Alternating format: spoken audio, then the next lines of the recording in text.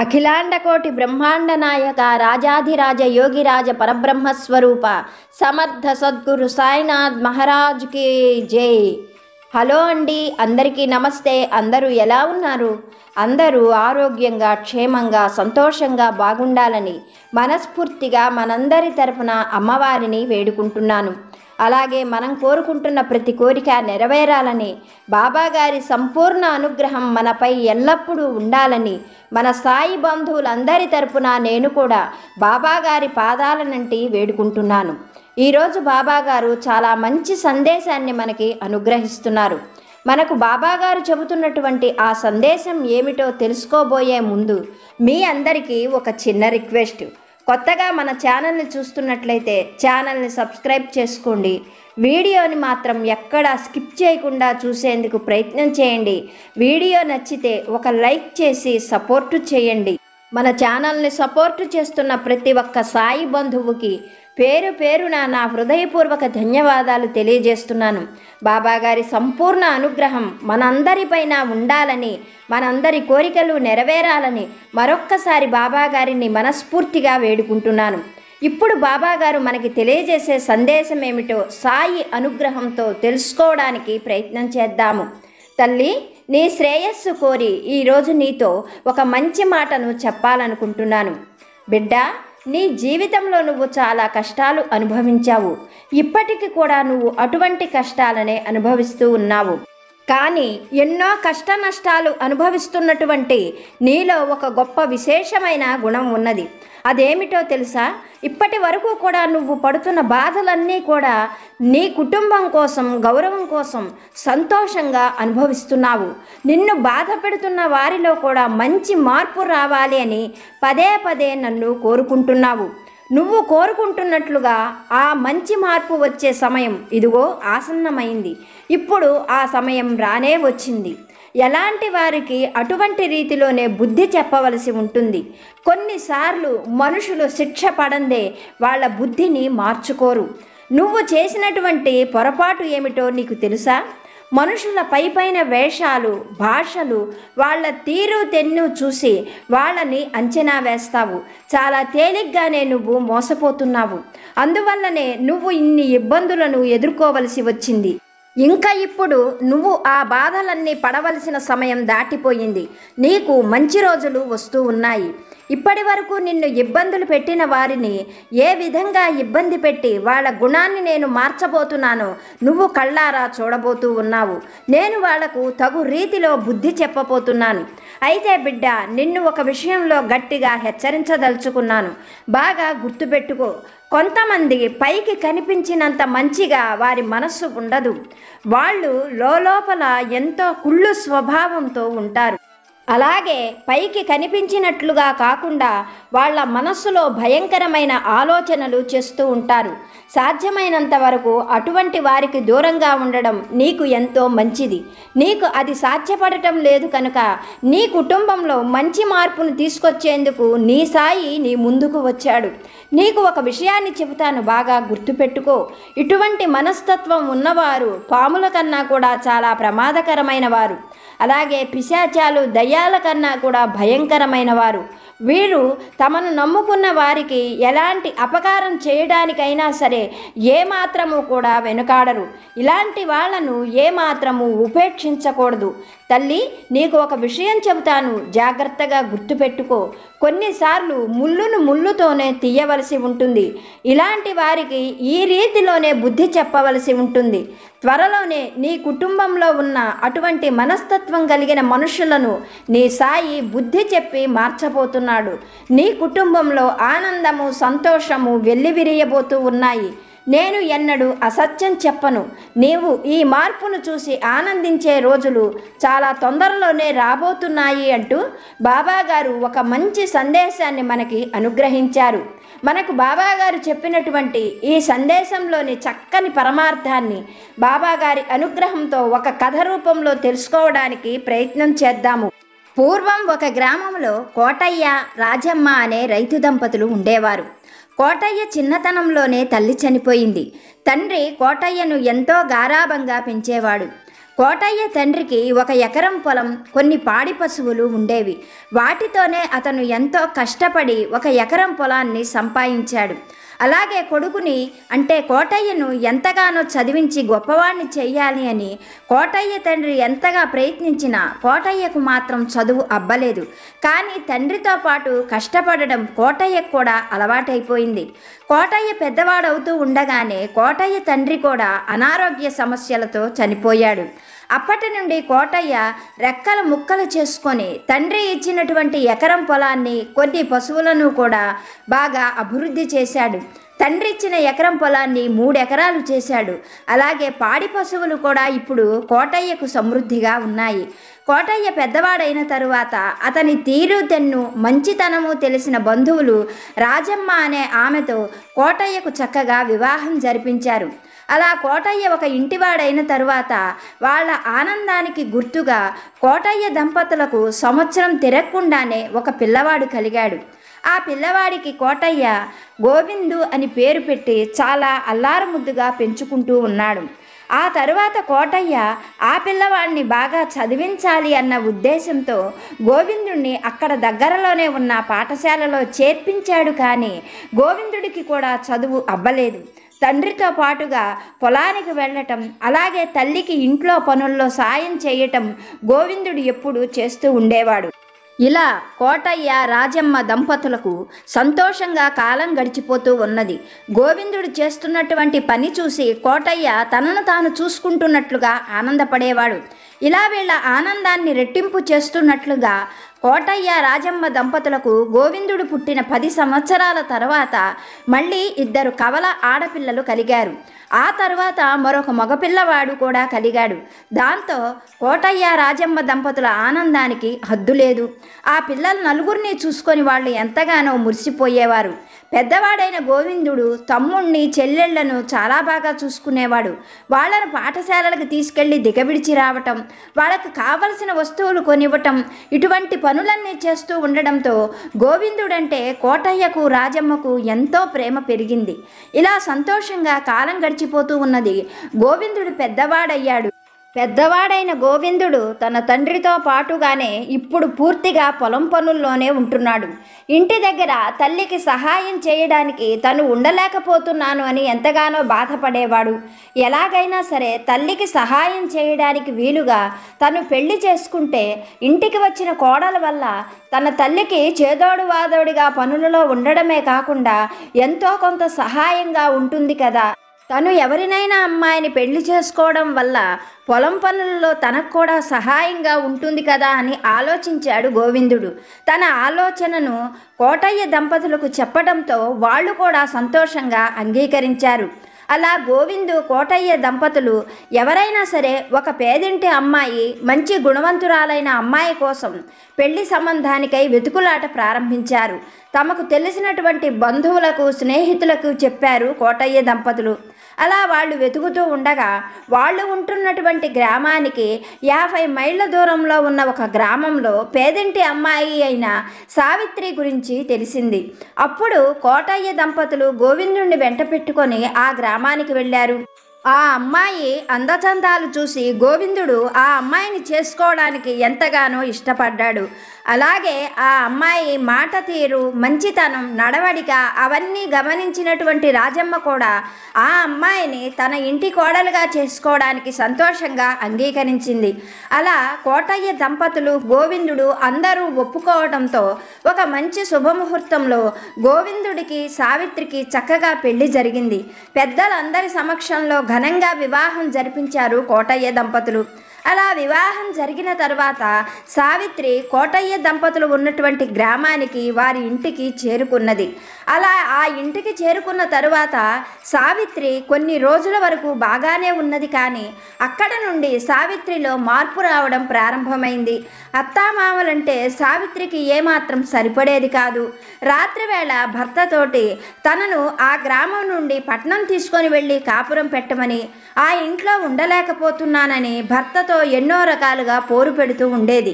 కానీ గోవిందుడు అవి ఏవీ పట్టించుకోకుండా వీలైనంత వరకు తన తల్లికి సహాయంగా ఉండమని మాత్రమే చెప్పేవాడు.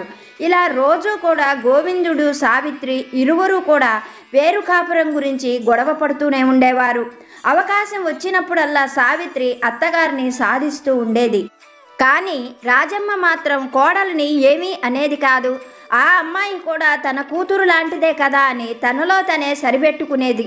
బయట నలుగురికి తెలిస్తే అత్తాకోడళ్ల గొడవ వల్ల కుటుంబం పరువు పోతుంది కదా అని ఎంతో గుట్టుగా విని విననట్టుగా కోడల మాటలు పట్టించుకునేది కాదు రాజమ్మ.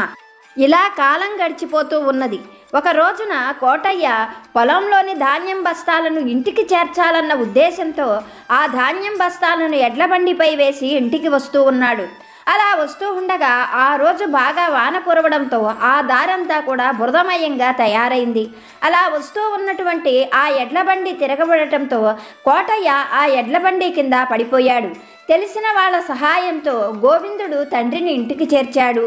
ఆ ఊళ్ళో ఉన్నటువంటి ఒక గొప్ప వైద్యుడిని పిలిపించి తండ్రికి వైద్యం చేయించడానికి ప్రయత్నించాడు గోవిందుడు.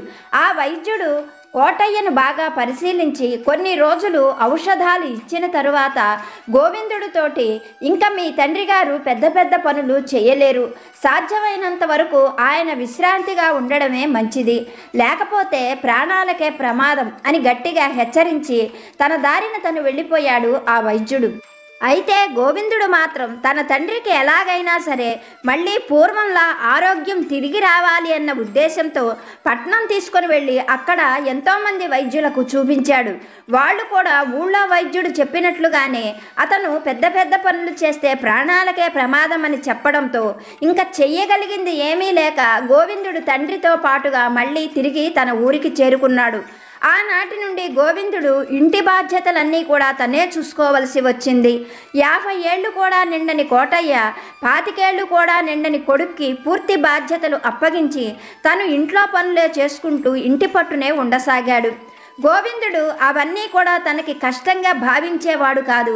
తన చెల్లెళ్ళకి తమ్ముడికి మంచి జీవితం ఇవ్వాలి అన్న ఉద్దేశంతో పగలు రాత్రి తేడా లేకుండా చాలా గట్టిగానే కష్టపడుతూ ఉండేవాడు.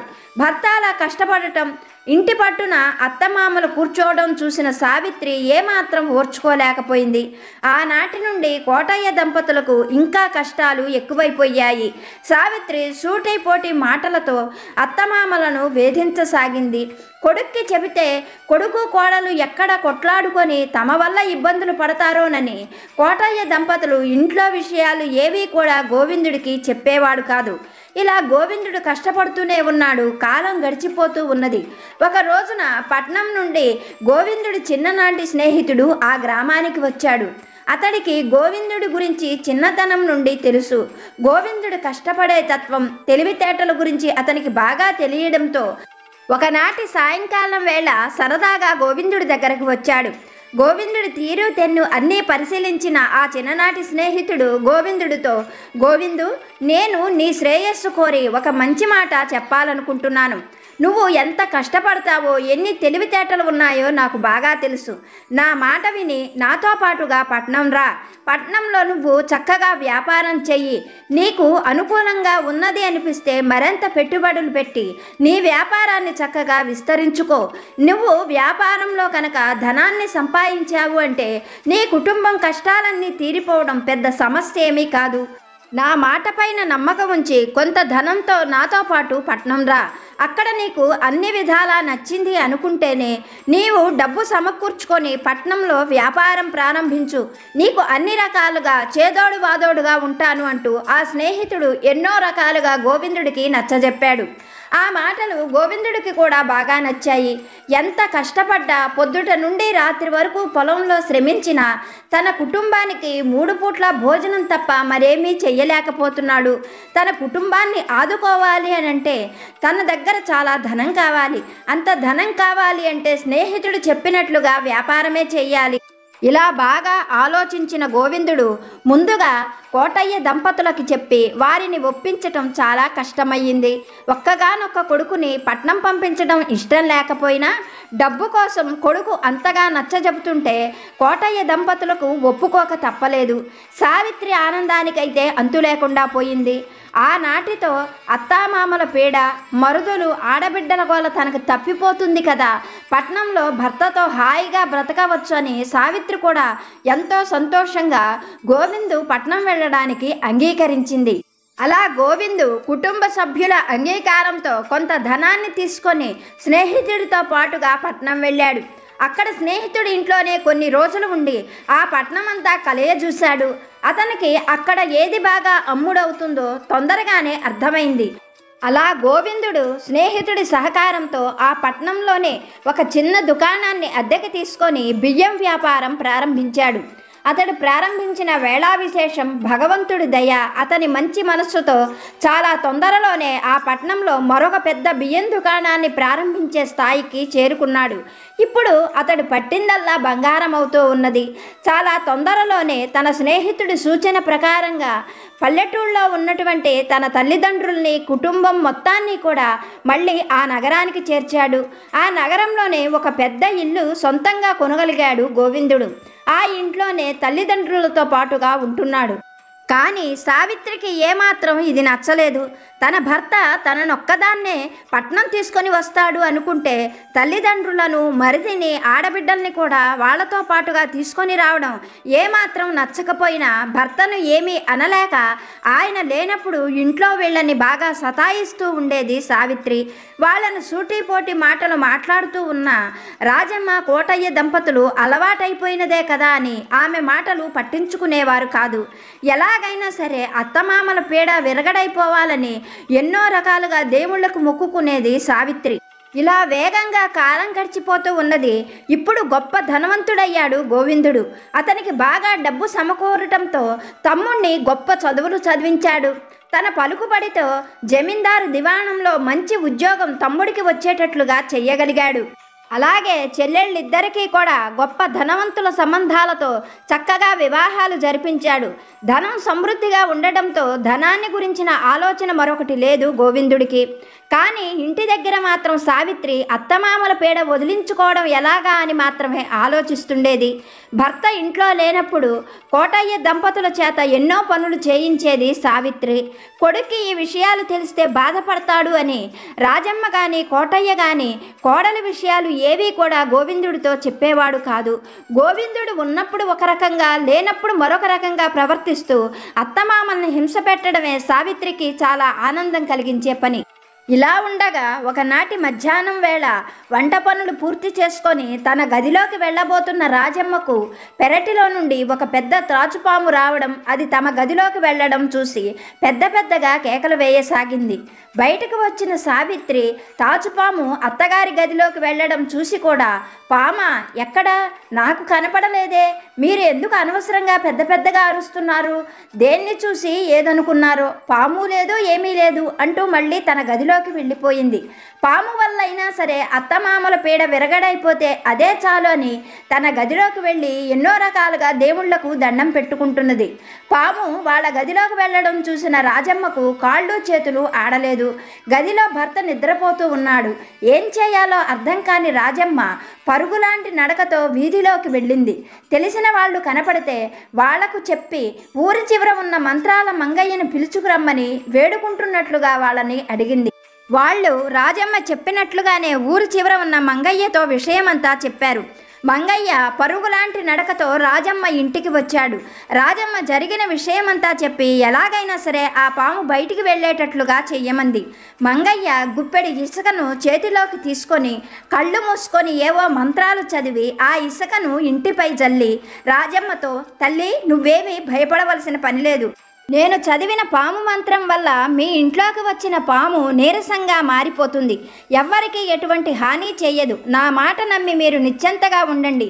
మీరు ఇంట్లోకి వెళ్ళి హాయిగా మీ పనులు చేసుకోండి అంటూ మంగయ్య అక్కడ నుండి వెళ్ళిపోయాడు. మంగయ్య అలా చెప్పగానే రాజమ్మకు ధైర్యం కలిగింది. లోపలికి వస్తూ ఉన్న రాజమ్మకు తమ గదిలో నుండి పాము బయటకు రావడం, ఆ పాము గది బయట నిలబడి చూస్తూ ఉన్న కోడలి వైపు వెళ్ళడం గమనించింది. అంతలో తన వైపు వస్తున్నటువంటి పామును చూడగానే సావిత్రి ఒక్కసారే పెద్దగా అరుస్తూ కింద పడిపోయింది. ఈ గందరగోళంలోనూ ఈ అరుపులలోనే అక్కడ ఉన్న పాము చెరచెరా పాకుతూ పెరటి గుమ్మం నుండి బయటకు వెళ్ళిపోయింది. అలా పాము వెళ్ళిపోయిన కొంతసేపటికి సావిత్రి పైకి లేవడానికి ఎంతగా ప్రయత్నించినా నీరసం వల్ల పైకి లేవలేకపోయింది. రాజమ్మ వైద్యుడిని పిలిపించిన తరువాత వైద్యుడు సావిత్రిని బాగా పరీక్షించి పామును చూసి సావిత్రి భయపడిందని, కొన్ని రోజులు మందులు వాడితే ఆమె నీరసం పూర్తిగా తగ్గిపోతుందని చెప్పి మందులిచ్చి వెళ్ళిపోయాడు. 2 వారాలు గడిచింది కానీ సావిత్రికి నీరసం ఏమాత్రము తగ్గలేదు. కాళ్ళు చేతులు కదిలించడం కూడా సావిత్రికి ఎంతో కష్టంగా అనిపించింది. ఇంటి పని మొత్తము కూడా ఇప్పుడు రాజమ్మ మీదనే పడింది. సావిత్రికి తనకు నీరసంతో అనారోగ్యంగా ఉన్నది అన్న బాధ కన్నా ఇంటి పని మొత్తం అత్తగారి మీద పడి అత్తగారు అవస్థలు పడుతున్నది అన్న సంతోషంతో హాయిగా అలా మంచం మీద పడుకొని విశ్రాంతి తీసుకుంటూ మందులు వాడుకుంటూ తనలో తానే రాక్షసానందం పొందుతున్నది సావిత్రి. అయితే తల్లి ఒక్కతే ఇలా ఇంటి పని అంతా చేస్తూ ఇబ్బందులు పడటం చూసిన గోవిందుడు ఆమె కోసం చుట్టాలను ఇంటికి పిలవడం కానీ ఎవరినైనా పని మనుషుల్ని పెట్టడం కానీ చెయ్యాలి అనుకొని ఆ విషయాన్ని సావిత్రికి చెప్పాడు. అందుకు సావిత్రి ససేమిరా అంగీకరించలేదు. చుట్టాలు ఇంటికి వస్తే ఇల్లంతా గుల్ల చేస్తారని, పని మనుషులు కొద్దిపాటి పనులకు కూడా ఎక్కువ డబ్బులు అడుగుతారని, అట్లాంటి పనులేమీ చెయ్యొద్దు అని చెప్పి మొండితనంగా మంకు పట్టు కూర్చుంది సావిత్రి. ఆమె సంగతి తెలిసిన గోవిందుడు ఏమీ చేయలేక ఆమెతో వాదించలేక వెళ్ళిపోయాడు. ఆ ఇంటి పని మొత్తము చేస్తూ రాజమ్మ చాలా ఇబ్బందులు పడుతూ ఉండేది. ఇరుగు పొరుగు వారికి సావిత్రి గయ్యాళితనం, మంకుతనం బాగా తెలుసు. అలాగే రాజమ్మ అమాయకత్వం, చేతగానితనం గురించి ఇరుగు పొరుగు వారు గుసగుసలాడుకుంటూ ఉండేవారు. ఇలా ఉండగా ఆ నగరానికి 50 ఆమడల దూరంలో చింతతోపులతో ఉన్న ఒక చిట్టడవి ఉండేది. ఆ అడవిలో ఎన్నో రకాలైన పిశాచాలు ఉండేవి. ఆ దారిని వచ్చిపోయే వారికి కానీ ఎవరికీ కూడా ఆ అడవిలోని పిశాచాలు ఎలాంటి హాని కలిగించేవి కాదు. ఆ పిశాచాలలో శంకిణి అనే ఒక పిశాచం ఉండేది. అది వయసు మళ్ళిన పిశాచాలను అల్లరిపెట్టి ఆనందించేది. దాని బాధలు భరించలేనటువంటి వయసు మళ్ళిన పిశాచాలన్నీ పిశాచాల నాయకుడి దగ్గర తమ బాధలను చెప్పుకున్నాయి. ఆ పిశాచాల నాయకుడు శంకిణిని పిలిపించి నగరంలో సావిత్రి ఇంట్లో 3 నెలల పాటు పని మనిషిగా పనిచేస్తే తప్ప తిరిగి తమ గుంపులోకి రావద్దు అని గట్టిగా కట్టడి చేశాడు. గుంపును వదిలి ఉండలేని శంకిణి నాయకుడు చెప్పినట్లుగా చేసేందుకు నగరానికి వచ్చింది. ఒక అందమైన అమ్మాయిగా మారి గోవిందుడి ఇంటికి వెళ్ళి తలుపు తట్టింది. ఆ సమయంలో ఇంట్లో పని చేసుకుంటున్న రాజమ్మ తలుపు శబ్దం వినిపించడంతో బయటకు వచ్చి తలుపు తీసింది. అందమైన అమ్మాయి రూపంలో ఉన్న శంకిణి రాజమ్మకు నమస్కారం చేసి ఏదైనా పనిప్పిస్తే చేస్తాను అన్నది. అప్పుడు రాజమ్మ మాయారూపంలో ఉన్న ఆ అమ్మాయిని తన కోడలి దగ్గరకు తీసుకొని వెళ్ళింది. తన దగ్గరకు వచ్చిన ఆ అమ్మాయిని చూస్తూనే లోపల చాలా కోపం కలిగింది సావిత్రికి. ఎలాగైనా సరే ఆ అమ్మాయిని బెదరగొట్టి పంపించేయాలి అన్న ఉద్దేశంతో మాయారూపంలో ఉన్న శంకిణితో, ఇదిగో అమ్మాయి, నేను చెప్పినట్లుగా పనిచేస్తేనే నేను నిన్ను ఇక్కడ పనిలో ఉండనిస్తాను.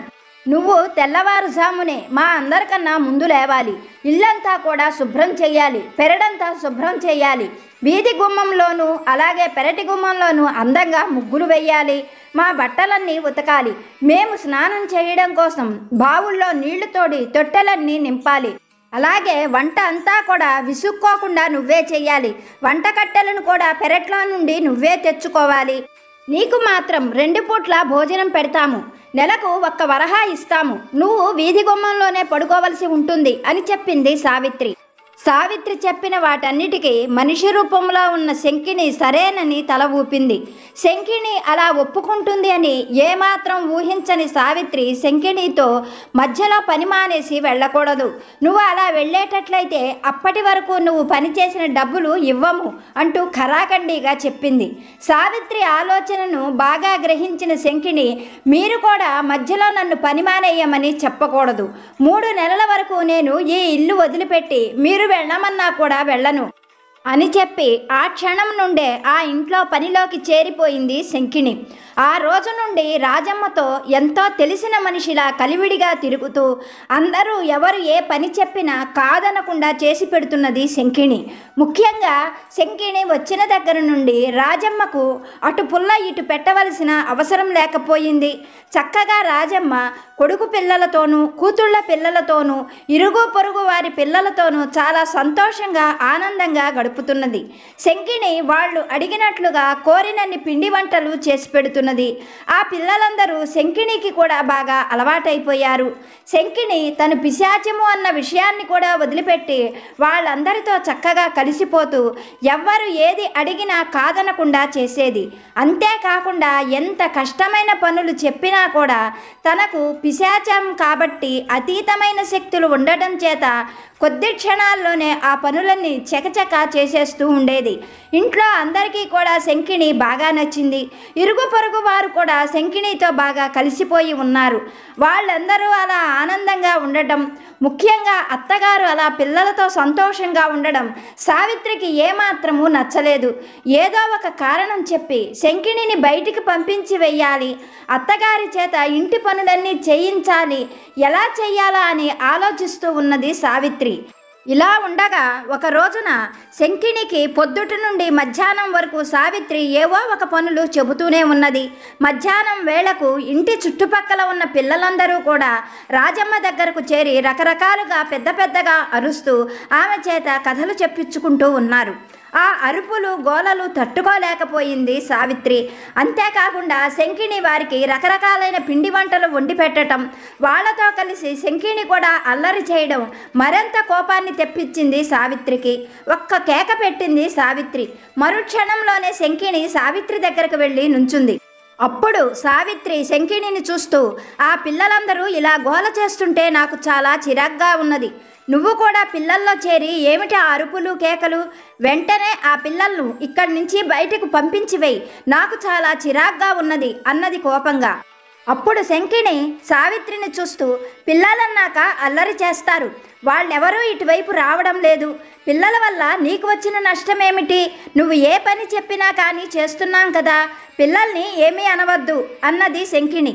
శంకిణి అలా ఎదురు చెప్పేసరికే సావిత్రికి చాలా కోపం వచ్చింది. వెంటనే సావిత్రి కళ్ళు పెద్దవి చేస్తూ, పని మనిషివి, నువ్వు నాకు ఎదురు చెబుతావా?